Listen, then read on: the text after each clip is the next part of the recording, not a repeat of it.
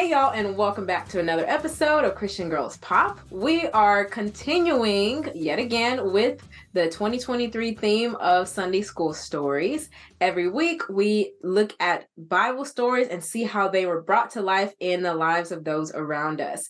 This is to show you that the Bible isn't boring and it's not dead. It's very applicable to us today. And every week you get to hear experiences, testimonies, and so much more of how God has moved within the lives of those around us. And this week is no different. Y'all, I feel like it's going to be a funny week. I'm excited about it. I'm so excited to introduce Hillary Phillips.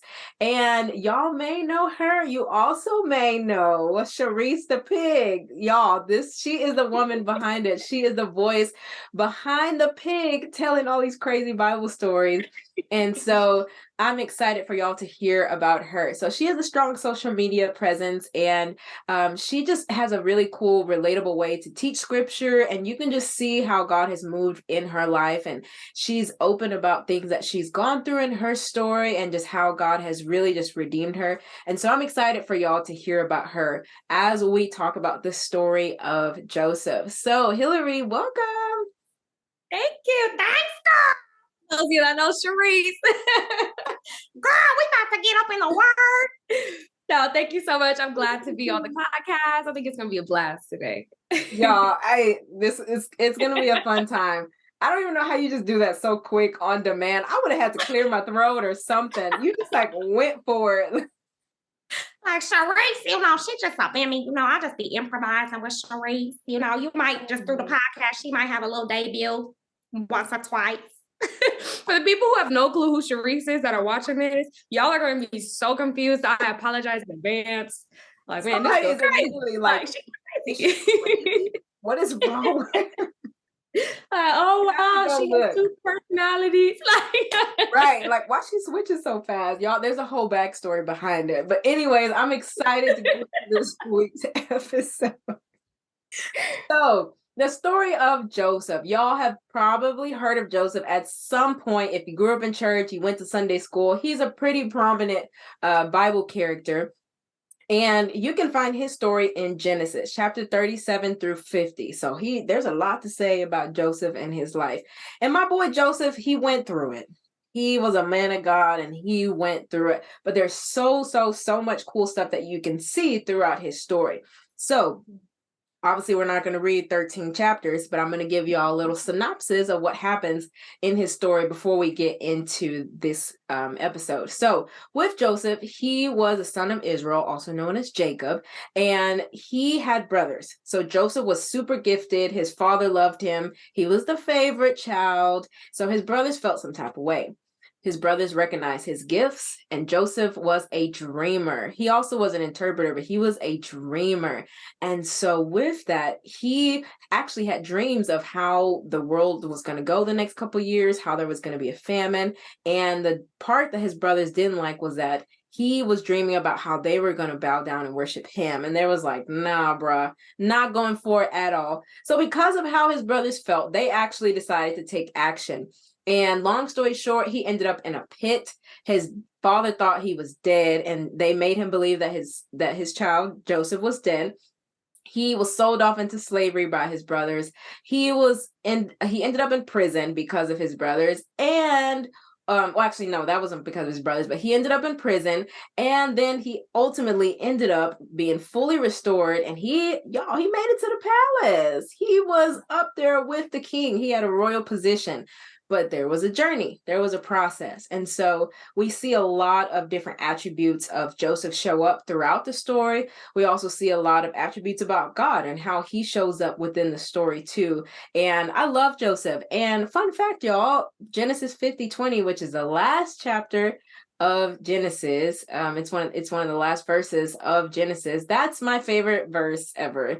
And basically Joseph was just saying what the enemy meant for evil, God turned it for good. And I've seen that show up in my life, and that's a little bit about Joseph. That's a little bit about his story, and we're going to get into it some more. So Hillary, you chose the story of Joseph to be the story that you wanted to discuss. So why did you pick this story? What stands out about this story that made you want to talk about it? Yeah, so this story is my absolute favorite Bible story ever. Obviously, you got the gospel, right? You got Jesus, the whole point of the Bible. But I feel like non-related to Jesus, this story, because when I first started walking with God, I didn't grow up in the church. I didn't have a super strong biblical background. My parents were believers. I always considered myself a believer, but we had a really turbulent home life, just a lot of strife and just trouble that my parents dealt with. And so when I turned 18, that was the first time I fully gave my life to God. And there's a whole story to that, but I was just so angry at God for a really long time. I didn't understand his love and his favor. I didn't understand his hand on our lives. And so when I did end up just fully surrendering to him and walking with him, and he met me, I just encountered the Holy Spirit, fully started to understand what it meant to be loved by God, to walk with him. The story of Joseph ended up being one of the first Bible stories that I did in a Bible study, and people kind of started to break it down. And I identified with Joseph in certain ways where even though I had a lot of turbulence in my home life growing up, I also had a lot of good moments and a lot of people that would always say things to me of like, oh, you're going to be really successful. You're going to do all these things. And I didn't always necessarily think I'd get there. You know, I had this idea and this vision, but didn't know how to get there. Right. And so when I started walking with God and surrendered all these things to the Lord, the story of Joseph showed me how much when you walk with God, you might go from place to place, and the places you end up might not look anything like what God has put in your heart or what you feel like God's leading you to. But all of it matters. Like every place that Joseph ended up was actually a setup for where he was going to be by the hand of God. Like, so to me, it reminds me that God wastes nothing. That when you walk with God, it doesn't matter what people try to do. No one can remove the favor of God from you. That when you are willing to surrender and hold on to the vision God gives you, that even when it doesn't look like that vision is coming to pass, you can have confidence, not in your own vision or your own ability, but in God's ability, and patience. Because Joseph got sold off into slavery when he was 17 years old. I don't remember exactly how old he was when he became second in command over Egypt, but he was older. It had been many years of a process before he actually got to where God originally told him he was going to be. So yeah, there's so many layers that I can go into, but that story is something that I think of regularly whenever I feel like discouraged or I feel like I'm not in the place that I should be. For whatever reason, I start feeling that way. The Holy Spirit will just bring that back to my mind and be like, when you walk with me, you could be comfortable and confident that you are where you need to be. You're with me. Yeah. I love that. That's so good. And that's the thing that sticks out to me about Joseph is the process that's involved. And God gave him the dream, knowing when it would occur, but he didn't give Joseph that timeline. And I think that's the thing that like catches us, you know, kind of off guard sometimes is when we're like, yes, I'm excited. God gave me this thing. And then he's like, yeah, but you're not going to see it for like 10 years. And you're like, oh man, like it can be discouraging. Like, can I get an update? Like, it's like trying to track a mail package. It's like, okay, I bought it. Where is it? You know, like where's no update available? None. He's like, it's on the way. Package. Yeah, and I'm like, give me something. Can I get a tracking number? Like give me anything. And that's how it can be like walking by faith. Like you said, knowing that God has certain things for our lives and not seeing them.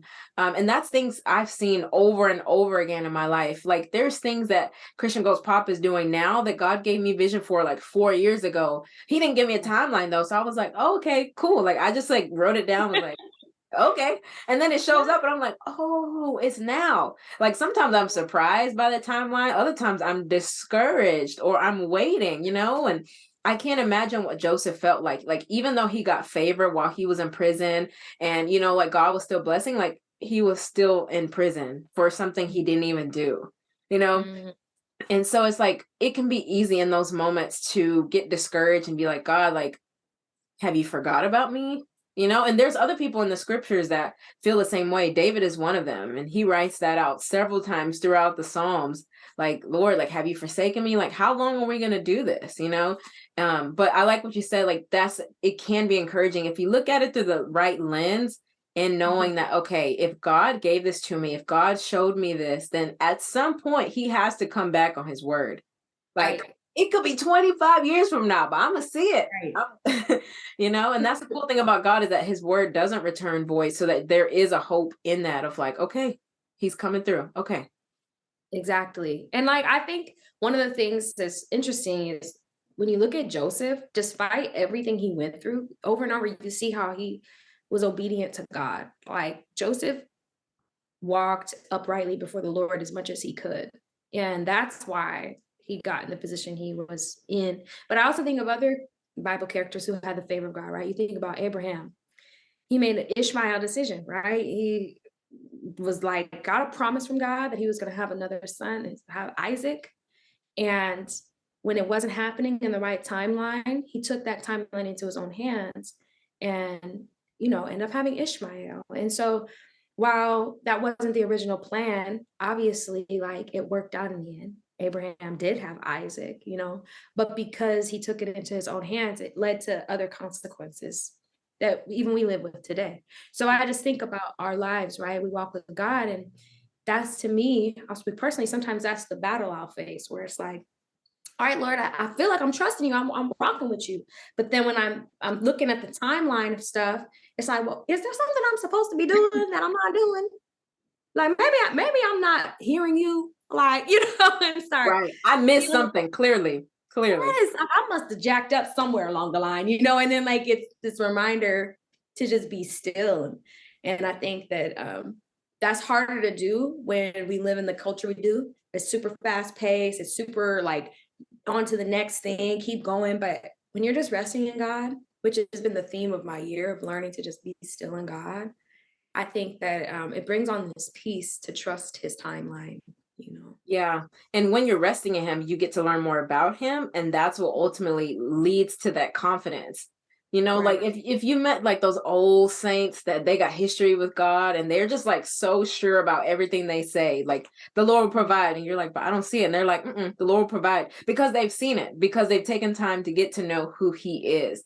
And so that's the beautiful part of this process that we can see through Joseph, through different other Bible characters, and that we can also experience in our own lives, is the element of getting to know God through the process. And man, process feels like a curse word sometimes. I'm like, nobody wants to do it.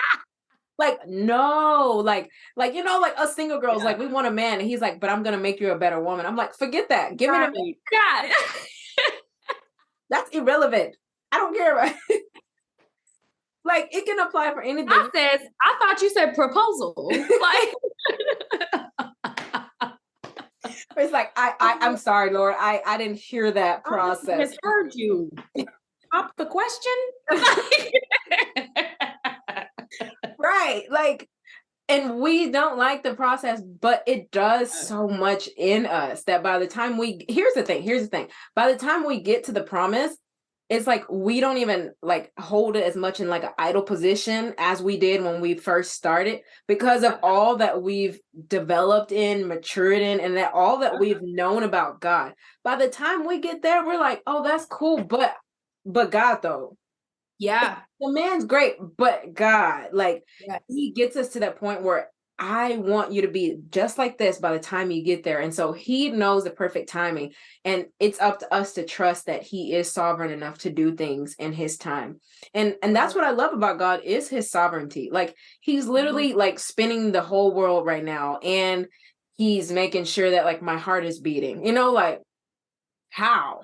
But like, he's sovereign because he's God. He can do those things. And it's like, okay, if I can trust that the earth will keep spinning until he wants it to stop, like if I can trust that my heart will keep beating until he wants it to stop, then I can trust all the other things about my life too. So whether I'm in the pit, whether I'm in the prison, whether I'm in a place in my life where it does not look anything like what God has already told me about, then I trust that I'm getting there at some point. Like, the palace will come at some point, Right.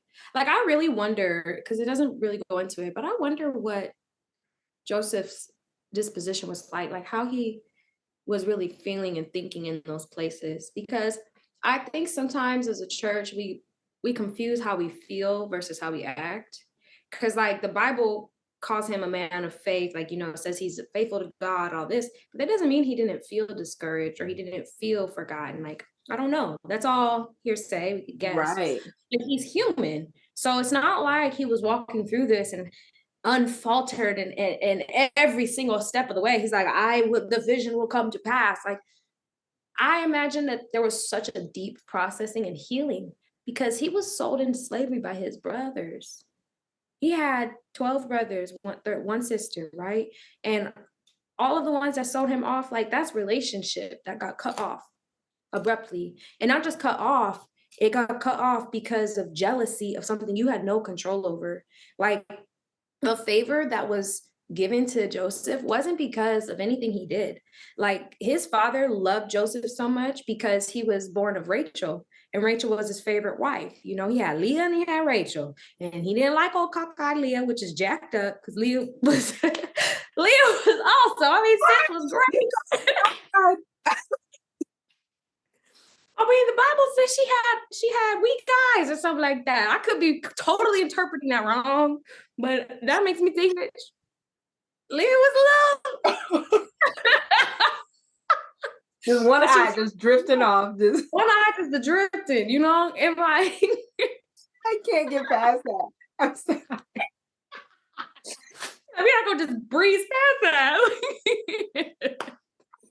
But it's true. Like, Leah ended up having so much favor from God because she had all of these sons, and she was faithful to a man that didn't mistreat her, but didn't love her. He loved Rachel, and Rachel was able to have Joseph. So I mean, whatever his daddy was like, yes, that's my son. It's a kind of a weird, that's family history. That's dysfunction and unhealth from his father, right? But now Joseph has to suffer the consequences of that. And how often are we in those situations where we get put in positions that actually don't have anything to do with us, but everything to do with the people around us, and Joseph probably was cool, but his brothers hated him because of his father. Yeah. You know what I mean? So it's just interesting how sometimes we're living life and we're doing what we can to the best of our ability to, like, treat others well and whatever. But there's so many things out of our control. And I think that's why God always humbles us to remind us, like, I'm the one in control. Because all this, you ain't really got to say it. You could do everything right and still end up in a pit somewhere. That's so good, because people will, like you said a while back, kind of bring up, like, Lord, I'm living for you. Like, I'm doing all this. Like, what? Why am I the problem? Like, Joseph is like, because time and time again through these chapters, it says Joseph was a man of God. Joseph lived right before the Lord. Like, he was pleasing in the eyes of the Lord. Like, he wasn't out here like just rebelling and just living on the wild side. Like, he was trying his best to live for God. Yet this was the process that God allowed for him to go through. And we can get to that point, like, maybe God has given us the promise of a pregnancy, but we're not seeing that. And we're like, Lord, like, I'm serving at church, like, I'm doing all these things, like, I'm living for you, I'm trying to live out your word, like, where's this promise, like, or insert whatever it is that you're believing God for, or that you're waiting on God for. It can be easy in those moments to be like kind of frustrated about it, because like you said, even though it didn't say, I'm sure Joseph had some type of moment because of just him being human, sitting in the prison cell, like, I didn't even do anything. Like, why am I here? When is the vision of everything that you've shown me coming to pass? Like, when is all of this going to happen? It can definitely be frustrating. And I love that God still gave Joseph favor while he was in those spots. It was kind of like a little like, hey, I'm still with you, like reminding him, because we need reminders from time to time when things come our way, when things don't go our way or how we want them to go or how we expect. We need those reminders from God of, like, okay, I'm doing the right thing, even if it doesn't make sense. And so I love that even in the midst of all that, Joseph still got favor. But man, like, Joseph, he went through it. He really did. Mm-hmm. Yeah. And so we and get a side note, Joseph had to have been fine. The Bible says he was a well-built man. If the Bible say you look good, he was fine. From diddly-icious. Like, Potiphar's wife threw herself at the man. That's the whole reason why he ended up in prison. That's why he went to jail, y'all. Somebody lied on him. She lied on him. Yep, she tried to sleep with me. And he's like, ma'am, I did not touch you. She said, Miss Ma'am, keep your hands to yourself. Miss Potiphar over there trying to make Joseph her little side piece. Like, we do not do that. Joseph, like, I'm a man. I'm living for the Lord. I'm living for the Lord. And Potiphar's wife was not having it. She was like, okay, fine. You don't want me? If I can't have you, nobody can. Off to jail you go, buddy. Yeah. But the Bible, I love that the Bible took time to mention Joseph was a well-built man, like good looking. I'm like, he must have been fine. And humble. Like, because to me, it's like, it's interesting that was mentioned, because why would it need to be mentioned, right? There's so many people in the Bible that probably were attractive, but it's not brought up. And to me, it's like, it's just another layer to the story of who he was, and another avenue for jealousy or for attack and opposition, When you find it be like that. It be like that. You either got people hating on you, trying to throw you in piss, or trying to get in your pit. Like, no. Yeah. Whatever that means.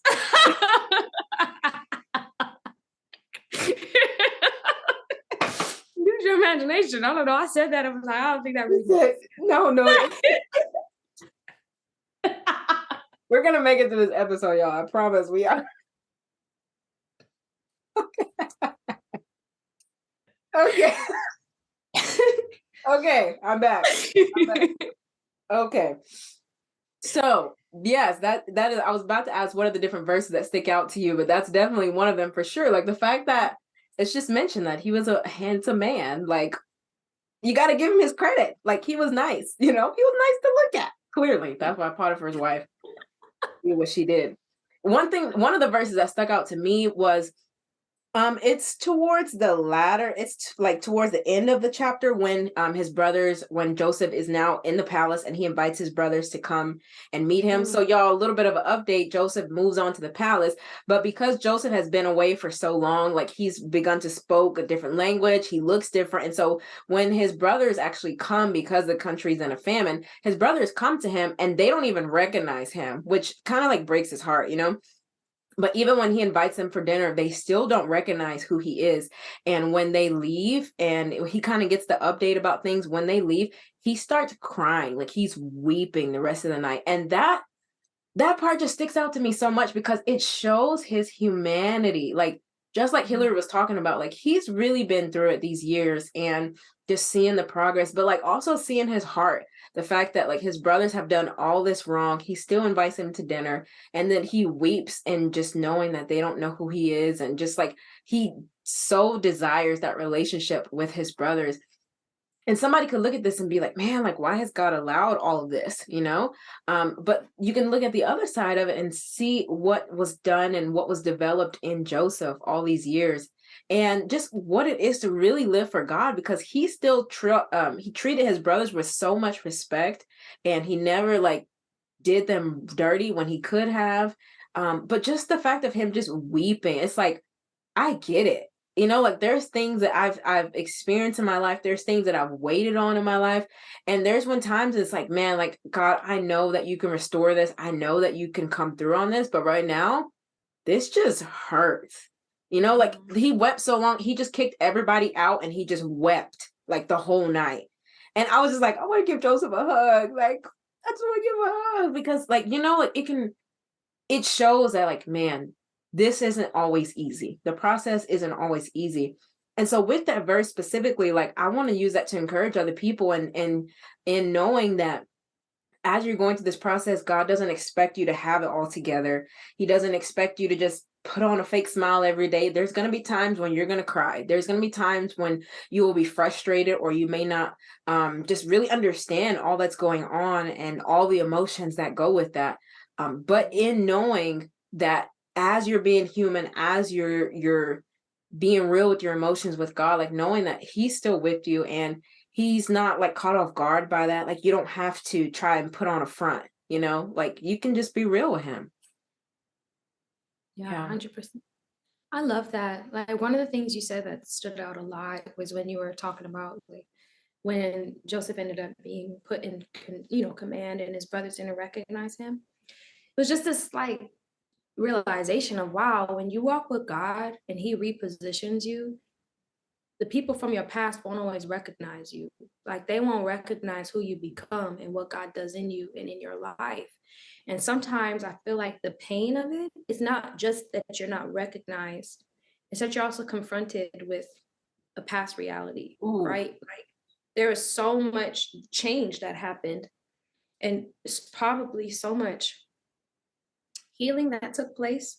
And maybe there was part of him that thought he would never see his family again. I don't know.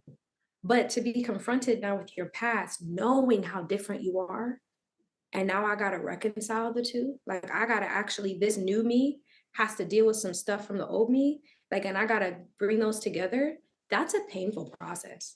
Like, I'm in that process right now. And that's why I'm having that revelation because I'm like, dang, Lord, this is an answered prayer because I've been feeling these tensions and these things that aren't related to my present moment, but I'm being confronted with some things from my past. And now I'm having to sift through them. And it's like, okay, God, this is because you're ready to do some new things in my life, but I got to deal with these things first. So anyway, that stood out to me. That is so good. I love that. That's a whole different revelation from the exact same thing. But that is so true because the process, it does something in us. Well, it should if you allow God to do what He wants to do. But there are moments when you have to face who you like, I guess the you that people knew you to be, you know. You know that you're a new creation. You know that God has done a new thing. And that could be because of salvation. That could be because of healing, deliverance. That could be just because of walking with the Lord, sitting with the Lord, resting with Him. Whatever it is, there's a change that occurs as we go through being sanctified and being more like Jesus. But other people, they may not always catch up. And so they may only look for you to be in this form, in this shape. And they're like, I don't know, that can't be her. Mm-mm. There's literally people in my life right now. They're like, that cannot be Stephanie teaching about Jesus. That absolutely not. They're like, I got receipts. I got screenshots. I can pull up some stuff on Stephanie. I'm like, y'all chill, bro, chill. You ain't got to do that. But I get it. Like, I know, and I remember there was even a point in my life when I had to even. This is kind of sort of related, but I had to even kind of just like ask the Lord, like, you for real want me to do this? Because I know what I used to be, you know? And it's like, do you really want me to go and do this new thing? And He's like, yeah. I'm like, but these people know the old me. And He's like, yeah, that's fine. That's fine. And so what happens is you get to reintroduce yourself, just like Joseph did. It's like, yes, I know that's who you thought I was. And I was at one point. I ain't even gonna lie. Whatever you just called me, yep, I was that. You're right. But that's not me anymore. Let me reintroduce myself, and that's the beauty of the gospel. Like we get to be new creations.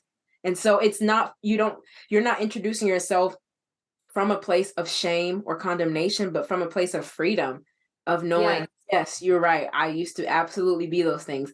But because of what Jesus has done in my life, this is who I am now. And it gives you a beautiful opportunity to share of the gospel. And for Joseph, he got to share with his brothers of what God had done in his life. So the last time they saw him was sold off into slavery. They're like, bye, Joseph.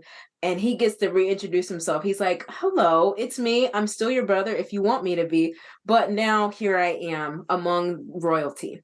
Like, that's what the Lord does. Like this story is a story of redemption and restoration. He's like, oh, you thought the pit was it? Like, no, like that's a cool thing. Like God may have you go through the pit and you may think this is it because it's a pit. Like it feels like the worst part of your life, but He has the palace in mind. And that's the cool thing that we get to walk through with Him, is knowing that He won't leave us there. Like there's so much that God wants to do. So good. That's so good. I'm about to run. The pit. God has a palace in mind. That is good. Think about our pits. Like we all have different things that we get put into in our life that seem dark and hopeless. That's the nature of living in a fallen world. You're going to go through some things. But on the other side of it, like when the word talks about we go from glory to glory in Christ, or while we'll suffer, we'll also partake in his glory. It's like this contrast. I don't believe God wants us to suffer, that God is just wanting to punish us and wanting us to, but God understands the reality of what a fallen world comes with. Like you can't live in a fallen world and not have fallen consequences, right? But when you have an almighty righteous God on your side, when his hand is on your life, it don't matter whether you're wearing a coat of many colors or not, you still have favor. Like, period. That's it. You can get to where you need to be. Period. The end. And that allows us to put our confidence in him, knowing that this is not my end, but he will get me to whatever that is. Yes. This is not the promise just yet, but because he's the one who gave it to me, he has to come back on his word. So I will see the promise. And so that's just like, y'all, be encouraged in knowing that he has every single step in mind. And we may know him as Alpha and Omega, which are just the Greek word to let you know that God is the beginning and the end. But we forget that he's all in the middle too. Like, I don't know the Greek word for middle, so I can't say it, but he's that too. Whatever it is. I don't know. Hillary's making try to make up a Greek word. I'm so sorry if I offended anyone who is Greek. I don't even know what it is. Whoever's Greek, y'all can comment below and let us know, because we don't know. But what I do know, Hillary, what I do know is that he'll be there. Whatever language you want to put it in, he will be there in the middle. It could be in Chinese. He'll be there too. All the languages, he's there. Truth, though. It is really the truth. Like, this story, there's so many ways to unpack this story. It blesses me so much. But I also, one of the redeeming things about God is like, it's never one-sided. Because most of the time when I look at the story, I just focus on Joseph. But you think about his brothers, there had to be remorse, guilt, and shame for what they did. Yeah. Because not only did they like either think their brother was dead or not know what happened to him, they saw their father suffer because of their actions.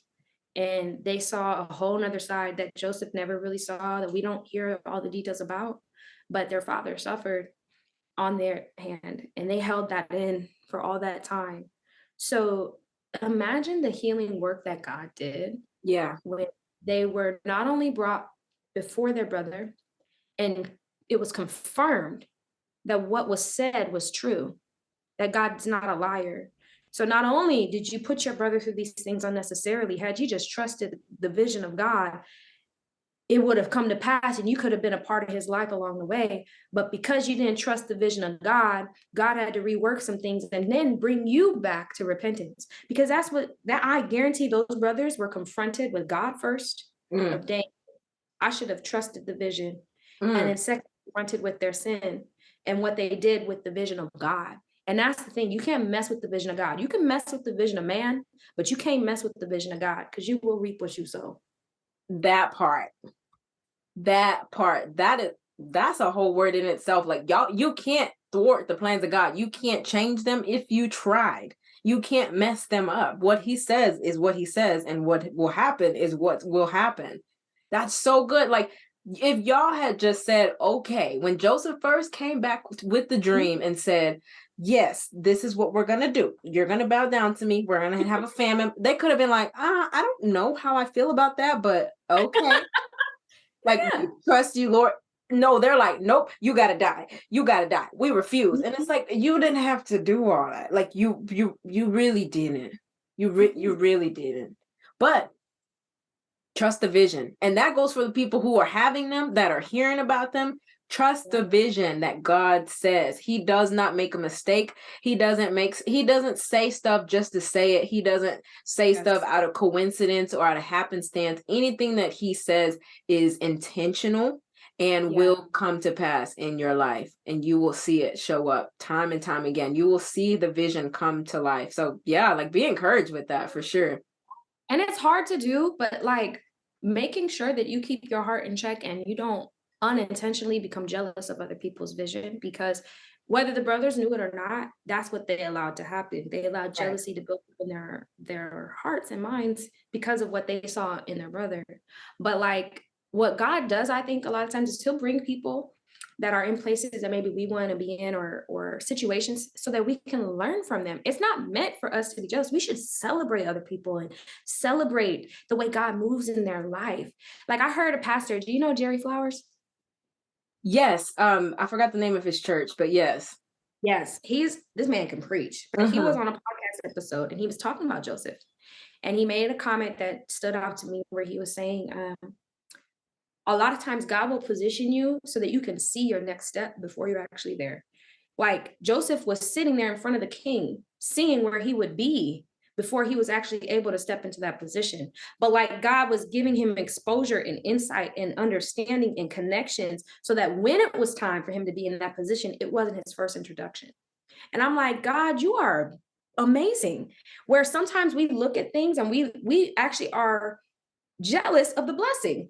Like, you're jealous of what God is doing to bless you. Like, for the girls that are watching, you're in college, maybe you're seeing somebody that's in a career that you want to be in, and you're working hard, studying late, like getting grades that you don't want to get, whatever the case is, and you're feeling like, how can I get there? There could be a temptation to look at other women or other people who are in where you think you need to be and become resentful and jealous of that because you think you won't get there. But the truth is God's leading you, and God will give you examples to encourage you if you look at it properly, to say, okay, you know what can I learn from the people that are in this position, so that when I'm there, I won't be utterly shocked. Like, there's just a lot. We could go deep in that, but there's a lot. That's so good. That's so good. That is so good, because we can get so caught up in looking at what they're doing, and God's like, if you would just listen to what I have for you, you may be working, you may be sitting right up there next to them. You don't even know, or you may be somewhere completely different, but doing exactly what I have for you to do. Like, if we believe that God is our savior, if we believe that God is Lord, that he's the creator of the universe, can we also believe Jeremiah 1:5 that says that, like, before we were formed in the womb, he already had a purpose and a plan for our lives? Like, you can't pick and choose. Like, let him be God for real, like, in your life. Let him show up with purpose. Let him show up and let you know, like, I have something just for you. Like, you don't have to worry about the next girl and what they got on and what they're doing and what their career looks like and whose man they got. Let me do what I'm trying to do in your life. Like, trust the vision that God has for you. Trust that he has a purpose that nobody can come against, that nobody can try to take it from you if they tried. Like, you got to believe it all the way. Like, for real. He's like, if you would just trust me, I can get you to the palace, whatever that is, for your life, where you will look up and you will say, wow, God really did this. Like, and all I did was let him work. And all I did was kept serving, and I kept showing up, and I kept being faithful. That's the part. That's the cool thing. You really don't have to do much. Right. Like, he has the plan. You don't have to worry about putting it together. You don't have to worry about the 10-year plan and the development and marketing. You ain't got to do none of that. He's got it. Right. All you have to do is say yes. Yes. You say yes and you surrender to it, and he will show up in your life. And Joseph, he just kept showing up. Everywhere he was, it said God had favor on Joseph. He was in the prison. God had favor on him. How? You're in the prison. Yeah. He still was serving. He still was just being blessed. He would just sit there and God was like, yeah, come on, I'm about to do something else. Like, every time. So by the time, just like you said, by the time you get there, you're not even shocked. You're just like, he did say he was going to do it. So I've been trying to tell y'all. That's what I'm trying to do. By the time I get there, I'm like, I tried to tell y'all, like, me walking in with my, like, rich auntie robe. Like, I tried to tell y'all, like, period. Right. But that's the thing. Like, you know, I'm telling you, I love this story because you could go on and on. I wonder if Joseph was even supposed to share his vision. Like, I wonder if that was supposed to just be between him and God, because you can't share your vision with everybody. You really can't, because there's a lesson in that. I don't know if God told him to share it, cool, but if he didn't, and Joseph just shared it out of his pride, guess what? All right, your sin triggered other people's sin. You ended up in a pit. Right. Right. But I just wonder, was he ever even supposed to speak on it? We don't know, but either way, that is definitely true. I talked with somebody recently about this, and her episode actually released a couple weeks ago, and we talked about how when the Lord gives you a call, it's not a conference call. Yeah. This ain't a group huddle. That's good. It gathered me. Stick with that. It's not a conference call. He didn't invite you, your mama, and your cousin. And that's why they don't understand. That's why they don't. But that is so good. Everybody is not supposed to know. Like we said, we don't know with Joseph. We don't know if he was supposed to tell him and this was part of the whole story, whatever. But either way, that can be something to know. And oh my gosh, I've experienced that where I've just been so excited about something that I'm just like, oh, I can't wait to tell them. And I tell them and they're like not as excited. They're like, oh, okay. And I'm like, did you hear what I said? Do I need to repeat myself? I'm like, is this thing on? Like testing 1, 2, 3. Like, did you not hear what I said? Or they're just like, they go the complete opposite route and they're like, girl, what? Like me, when I left my career, some people were like, absolutely, I support you. But I knew there wasn't going to be people. I knew that there was people that I wasn't going to tell until I just told everybody at one time. I'm like, they'll find out on Facebook. Right. They hear you. Why are you leaving your career? You work so hard, and the whole thing. And sometimes they mean well, but I'm like, baby, I got to do what God told me to do. Like, I'm sorry.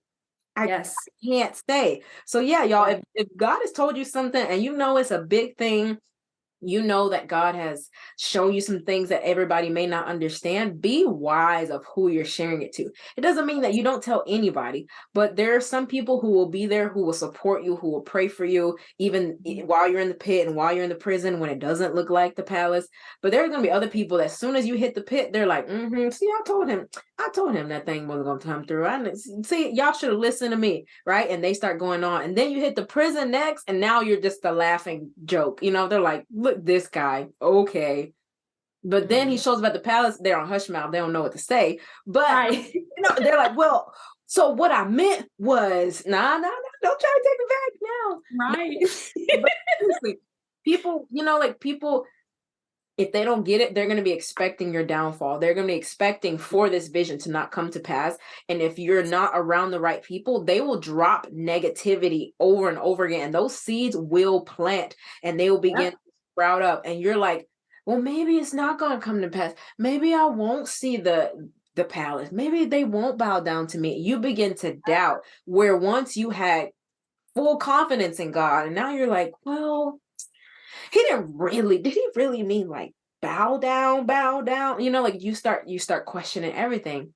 And so who you tell your vision to will determine how you go about the next seasons of your life. If he's told you that you're going to have a baby, even though the doctors have said otherwise, you don't have to keep going back to tell the doctor. The doctor's not going to believe you. Just show up with the baby in your hand and be like, as I said, the Lord I was gonna have a baby. Like sometimes you just gotta they'll figure it out. They'll find out. Yeah. Like that's so good. I think too, for just to elaborate, for those of you watching that maybe you're like, well, how do I know who to trust with my vision? You won't always know, but you can pay attention to what you're shown, right? You might think you can trust somebody with your vision, but you need to listen to what comes out of their mouth and how they respond. If they're belittling it, they're constantly unable to understand it, they can't see it, they're saying and doing things that might look a little bit like Joseph's brothers, like they might want to lead you in a pit because of your vision. That's your time to step back. You don't have to disengage from the relationship or the friendship, but to just sit back with God and say, Lord, how do I move forward? And just ask the Lord for wisdom on what you share and don't share, and that's a learning curve. That's something that you'll be able to apply to many areas of your life. But when people start switching up on you, stay true to who you are, but switch up what you share, because they're telling you what's in their heart, so. Yeah, that's a good point. And you may not always get it right. I've definitely had times where I've just gotten burned by sharing it. And I'm like, now you know something that was probably too personal or something that's, because like if God's giving me a vision, like that's a pretty personal thing that I'm just not going around telling everybody. And so, it kind of sucks when you're like, man, like now you know that part of my life, but it's like, okay, well, I've learned from it. And then you learn of who you can and can't tell. But yeah, Hillary's right. They will show you for sure. They will let you know. They will let you know of okay, I never said I don't even want you to know my favorite color anymore. Like never mind, girl. You want to just go eat some McDonald's or something? Your vision privileges are revoked. We ain't talking about nothing other than the TV. No, literally. Perfect. It's like this, like y'all, vision can kind of be like a pregnancy. Like you gotta protect that thing at all costs. Everybody like is not meant to be a part of that. Everybody's not meant to come alongside of that because they can be the ones that are like in a metaphorical sense trying to help you abort this thing versus trying to help you bring it to birth. And so it's like you gotta know whose hands this vision is in. And so yeah, like some people, they'll just find out when you show up with your rich auntie royal robe on. They're like, oh, she made it to the palace. Okay, cool. Like I'm loving this rich auntie analogy because my sister just had a baby, and let me tell you, I'm aiming for the rich auntie robe too. Okay, like yes, sachet, okay. Yes. You gotta get some fur, like just get your little glass. Looking like Mary J. Blige. Exactly.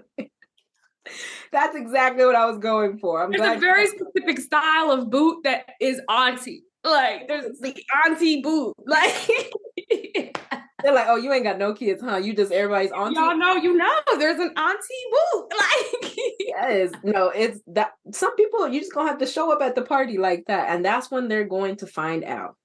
Yeah. Period. It be like that sometimes, and they will know. Like everybody don't gotta know right away. So, man, that was so good. I love that you shared that point and just really just digging in deep of all the little areas that are the story of Joseph. And like you said, there's so much more from the pit to the prison and all the other things. And just the fact that God gave him gifts, there's just so much. We didn't even really touch on that, but God gave Joseph gifts and he used those gifts while he was in the prison.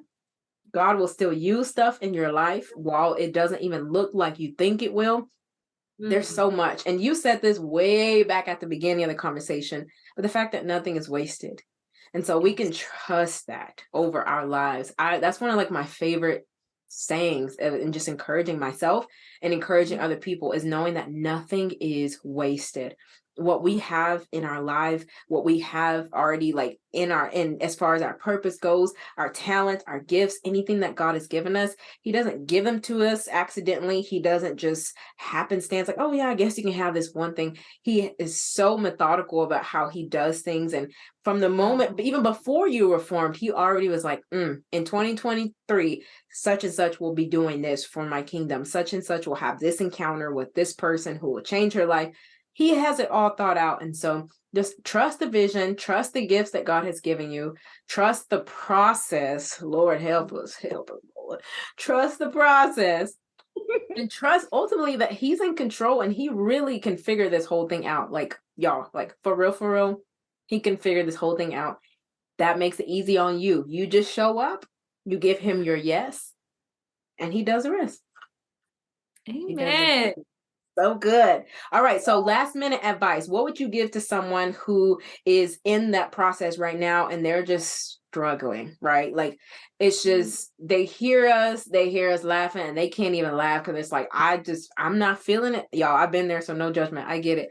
But what would you give them as advice to someone who's just in that rough spot, whether the pit or the prison, knowing that God has given them prophecy or promise over certain things, but it doesn't look anything like it right now?